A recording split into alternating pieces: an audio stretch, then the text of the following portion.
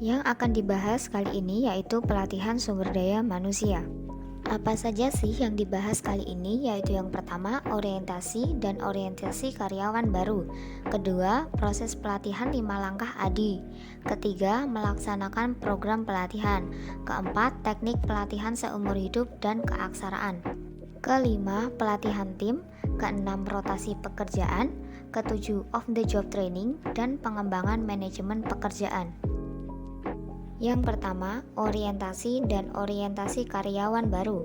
Orientasi karyawan adalah kegiatan yang dibuat dalam perusahaan untuk memperkenalkan karyawan baru dengan tempat kerja, peran kerja, kehidupan sosial, budaya perusahaan, dan lingkungan tempat kerja karyawan baru. Proses onboarding sangat penting dilakukan guna menurunkan tingkat turnover karyawan atau pergantian karyawan yang dapat merugikan perusahaan. Cara yang tepat melakukan proses onboarding yaitu yang pertama, menciptakan suasana yang nyaman. Kedua, tidak memberikan beban kerja yang terlalu berat di awal. Ketiga, perbincangan yang melibatkan karyawan baru. Kedua, proses pelatihan 5 langkah ADI. Instruksional ADI adalah modul desain pembelajaran atau training umum yang berfungsi sebagai panduan untuk membangun sarana dan prasarana program training yang efektif, dinamis, dan mendukung penyelenggaraan training itu sendiri. Berikut merupakan penjelasan mengenai ADI, yaitu yang pertama, analisis atau menganalisis.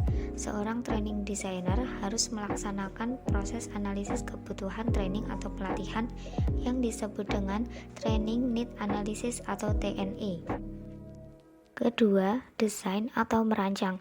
Tahap desain dilaksanakan dengan mengidentifikasi sub-sub keterampilan yang harus dimiliki peserta untuk menguasai keseluruhan kompetensi program pelatihan.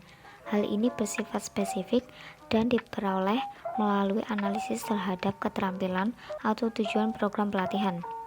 Ketiga, development atau mengembangkan merupakan tahapan pembuatan training material atau bahan pelatihan yang telah dikembangkan berdasarkan teori dan prinsip-prinsip pembelajaran yang berguna sebagai media informasi dan materi program pelatihan dari instruktur kepada para peserta program. Keempat, implementation atau mengimplementasikan. Adanya strategi pembelajaran yang diaplikasikan oleh instruktur kepada para peserta berupa urutan kegiatan yang dilakukan untuk memfasilitasi peserta dalam mempelajari pengetahuan, kemampuan, dan sikap yang dilatihkan. Kelima, evaluation atau mengevaluasi. Menurut Stapleton, pada tahun 2011, dalam pribadi tahun 2020, evaluasi dimaknai sebagai proses yang dilaksanakan guna menentukan nilai, harga, dan manfaat suatu objek. Evaluasi dikelompokkan menjadi dua menurut tujuan penggunaannya, antara lain yang pertama, evaluasi normatif, yang dipraktikkan dengan tujuan memperbaiki kualitas proses atau produk dengan cara mengumpulkan data beserta informasi yang dibutuhkan untuk mengetahui kelebihan dan keterbatasan program yang dievaluasi. Yang kedua, evaluasi sumantif, menilai efektivitas program pelatihan yang telah dilakukan dalam kurun waktu tertentu. Yang ketiga, melaksanakan program pelatihan. Ada pelatihan di tempat kerja.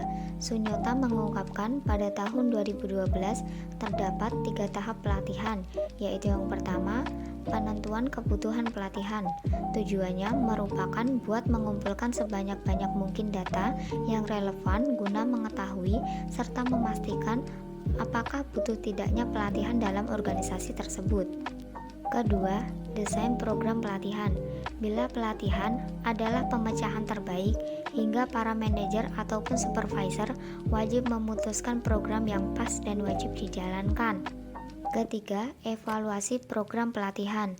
Tujuannya merupakan untuk menguji apakah pelatihan tersebut efisien di dalam menggapai sasaran yang sudah ditetapkan.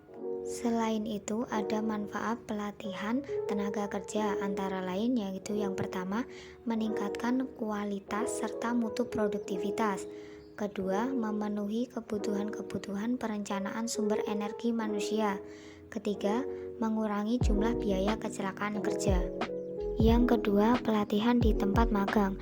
Magang ialah proses pendidikan pembelajaran luar sekolah yang maksudnya belajar sambil bekerja. Terdapat beberapa tahap, yaitu yang pertama ada tahap persiapan, yang kedua tahap pelaksanaan. Tahap pelaksanaan magang dilakukan dengan beberapa tahap, yaitu diantaranya A. Identifikasi jenis keterampilan yang dipelajari, B. Tahap pelaksanaan. Lalu tahap yang ketiga yaitu tahap penilaian, dan yang keempat tahap tindak lanjut.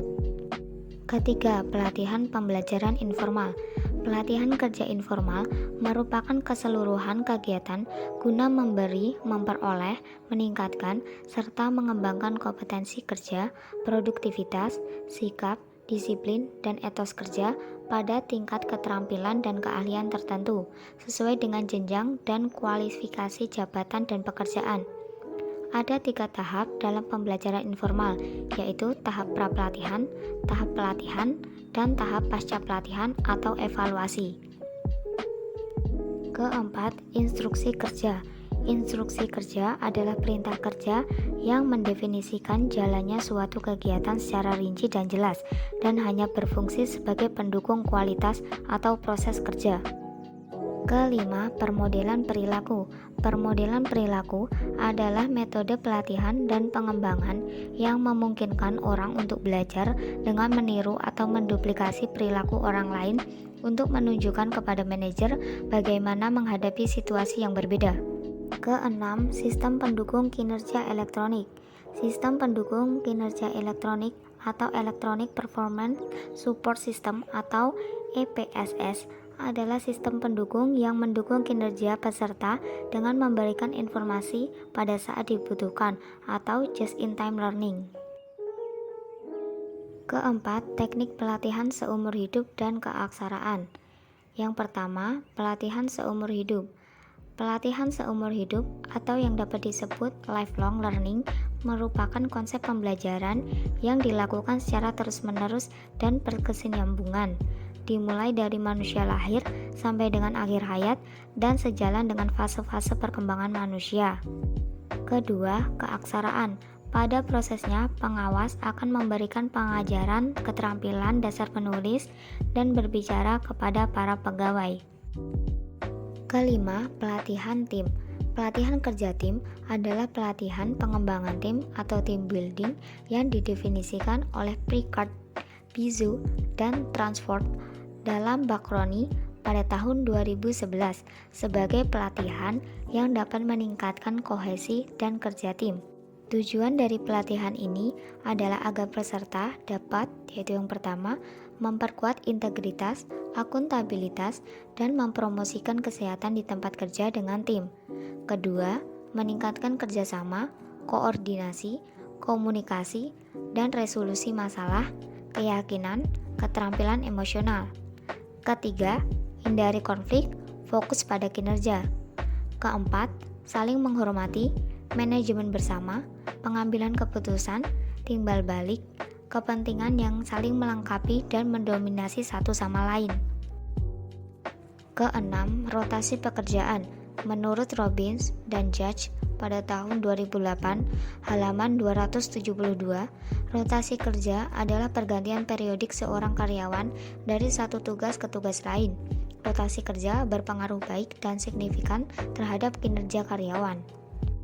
Menurut Kaimas, pada tahun 2010, halaman 74, ada indikator rotasi pekerjaan yang dikembangkan, di antaranya yaitu yang pertama, tingkat kejenuhan kerja, kedua, tambahan pengetahuan, ketiga, keterampilan dan kompetensi, keempat, persiapan manajemen, kelima, pilihan posisi kerja yang tepat, dan yang terakhir keenam, pengembangan hubungan sosial.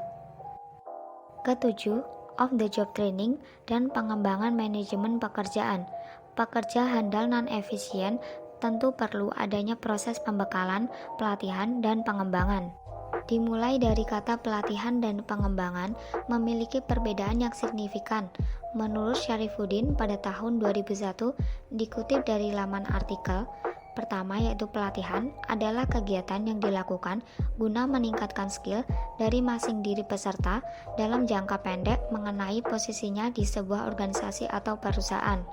Kedua, pengembangan adalah kegiatan yang dilakukan untuk meningkatkan skill peserta dalam jangka waktu panjang atau menyongsong posisi jabatan di masa yang akan datang.